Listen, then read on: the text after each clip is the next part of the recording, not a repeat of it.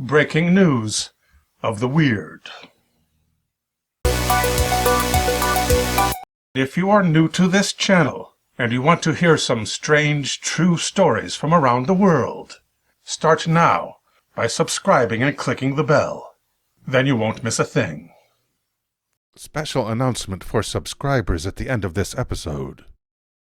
There are some strange-looking objects in outer space. To fans of Star Wars, this photograph may look like the Death Star. It is in reality the moon Mimas, one of dozens of moons in orbit around the planet Saturn. It is the smallest moon known to man that has pulled its own mass into a sphere under the force of its own gravity. It is 250 miles across, and it is made entirely of ice. Ever since the publication by NASA of the face on Mars, the public has been fascinated with images from the Martian surface, which could indicate that at one time in the past, the red planet was once home to an alien civilization. Thanks to that single Mars rover, which is still in operation, Curiosity, some tantalizing photos have recently been captured, which may hold a clue to the physical appearance of the Martians themselves. Not one, but two separate photographs appear to depict utensils used for eating. That is to say, long-handled spoons. In what kind of hands would these spoons have rested comfortably? Analysts have speculated that in order to easily manipulate this elongated flatware, the typical Martian would have needed fingers which were 10 inches long. One might be less surprised by what they were eating. It is now suspected that 4 billion years in the past, the surface of Mars flowed with lakes and rivers. In this recent photo taken by the rover Curiosity, on the dry, dusty bed of one of those rivers, can clearly be seen the form of a petrified fish, complete with gills and a tail fin. Those who follow the exploration of our solar system may already be familiar with the face of Pluto, once a proud planet, now relegated to the status of just another of the dwarf objects which make up the Kuiper Belt. Like the asteroid belt, the Kuiper Belt consists mainly of frozen remnants left behind after the formation of the solar system. But it is far larger than the asteroid belt, by a factor of 200. Pluto was discovered in the year 1930, which is the same year in which Walt Disney created a beloved canine character of the same name. Nobody knew what the dwarf planet looked like until the year 2015, when the interplanetary spacecraft, New Horizons, became the first and only known witness to the surface of that world. Or did Walt Disney somehow see it first? Did he find a way to beat NASA by 85 years and make use of the dwarf planet's very geography as the inspiration for Pluto the Pup?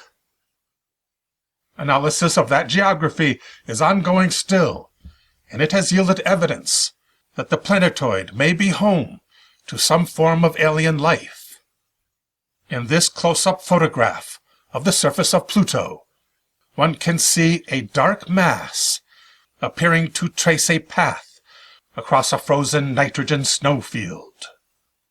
This mass has an uncanny resemblance to a common slug, except for the fact that this slug is approximately the size of a school bus. As there are no more flybys of this planetoid on the drawing board at NASA, not even in the planning stage, we may never know for sure. However, this dark mass has been confirmed as the only feature of the dwarf planet, which in successive photos taken by New Horizon did give evidence of having changed position. For those who may not yet know, there is a certain word which has been put on the naughty list at YouTube. So I'm going to use a code for that term. The code word is Beer. Because of beer, the majority of commercial businesses around the world, where people congregate for refreshment or enjoyment, have been forced to close themselves off from the public. This includes museums. However, recently, a curator at a museum in northern England has challenged rival galleries to tweet out photos of the most creepy object inside their vaults. Launched last month, during the lockdown, due to beer, it began with the Yorkshire Museum, tweeting the unsettling image you are about to see. Viewers be advised, you may find disturbing the following pictures.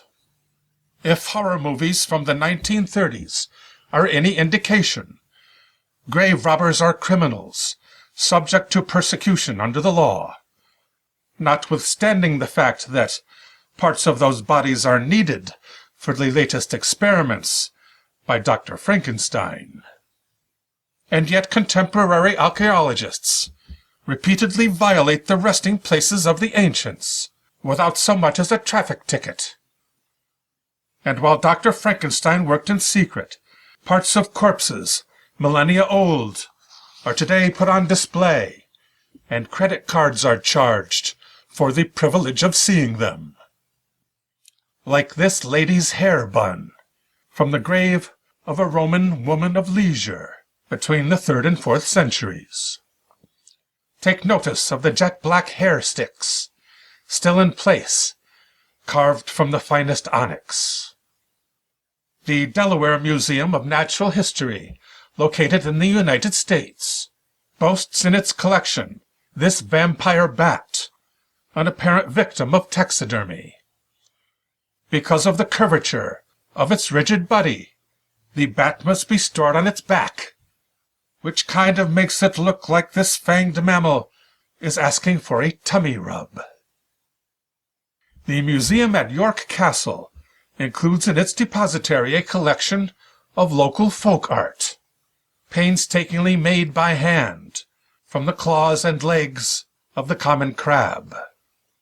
This piece represents coal miners, having just emerged from some dim tunnel, hauling a cart of fossil fuel. The folk art dates from the Victorian era. Typical Victorians were very fond of weird or creepy displays. This piece depicts what looks like two Cossacks drinking ale and playing cards. In England, a license is required to comb the banks of the River Thames for trash both old and new. Because this contest of creepiness was not strictly limited to museums, licensed mudlark Laura Micklem responded with one of her finds, a glass eye revealed by the tides.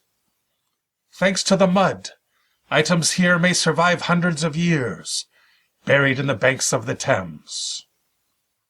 To this replied Michiel of Leiden in the Netherlands. I see your eye, and raise you a box full. From the Museum for the History of Science and Medicine at Leiden. This unfortunate pigeon, part of the depository at Bell Museum, has undergone a process of natural mummification. The craftsman did not notice that this bird would be sealed into the wall of the building under construction. After death, its flesh was desiccated, and its feathers were eaten clean by insect infestation.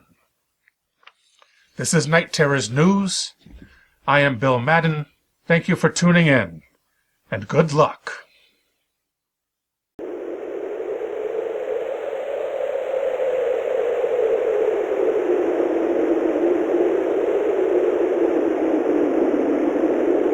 This is a special announcement for subscribers. There is extra content for this video, which can be seen at my Patreon link appearing above. This extra content is free for all subscribers, not just Patreon members, but you do have to go to the Patreon page to see it. Please click on the link.